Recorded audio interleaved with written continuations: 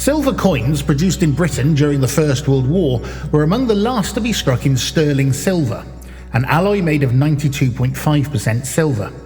Silver became so valuable during the war that by 1919 the metal value of coins was higher than the face value displayed on them. Concerned that the public would start melting coins for their metal value, the government reduced the silver content in British coins to 50% in 1920. The money saved went to help Britain pay off her substantial war debts.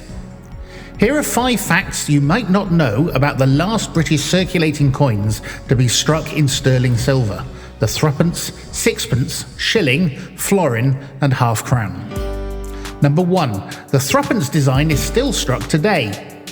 The crowned numeral first appeared on the thruppence in 1691, and in 1822 the French engraver Jean-Baptiste Merlin surrounded the design with a garland of oak leaves to make it distinctively British. It may surprise you to know that the design is still in use today.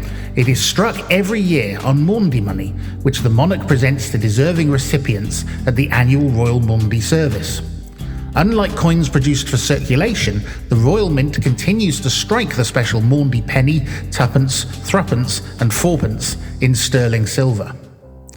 Number 2. A lucky silver sixpence brought a soldier in the trenches a taste of Christmas. The silver sixpence has long been associated with good fortune. Many families stirred one into their Christmas pudding, and the finder was said to have good luck all year, presumably as long as they didn't accidentally swallow it.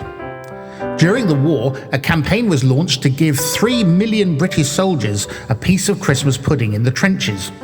Under the slogan, "Sixpence makes a happy soldier," it requested sixpence donations, assuring those who donated that you will enjoy your Christmas pudding much better if you know that you have made at least one of the men fighting for you in the trenches happy on Christmas Day. Both the sixpence and the shilling display a majestic crowned lion, standing boldly on top of a larger crown. The lion has been a powerful symbol of Britain for centuries, and the popular design was created in 1825 by the British coin engraver William Wyon for the sixpences and shillings of King George IV. A modified version by George William de Saules appeared in 1902. Number 3. A shilling was the daily wage of a private in the British Army. When you signed up to join the Army and Navy, you were said to have taken the King's shilling, because a shilling was the daily rate of pay for a private until 1917. At first, the British Army sought volunteers for war service. Recruitment posters appeared on town walls throughout the Empire, and signing up was seen as the patriotic thing for a young man to do. The recruitment campaign encouraged over 1 million men to enlist by January 1915. A popular music hall song at the time was "I'll Make a Man of You." It describes a flirtatious woman's new recruiting scheme of dating soldiers from different regiments throughout the week. And the chorus goes, "On Saturday I'm willing, if you'll only take the shilling, to make a man of any one of you." However, the devastating losses on the Western Front in 1915 meant that there soon weren't enough new volunteers to make up the shortfall. In January 1916, Britain introduced compulsory active service for single men aged between 18 and 41, and 4 months later this was extended to include married men. Number 4. The florin featured the emblem of the Order of the Garter. The florin design has 4 coats of arms, each on a crowned shield with 4 sceptres to symbolise the unity of the United Kingdom. The design was originally created for the first gold guinea in 1663 during the reign of King Charles II. The designer, John Rottier, originally placed the arms of France alongside those of England, Scotland and Ireland.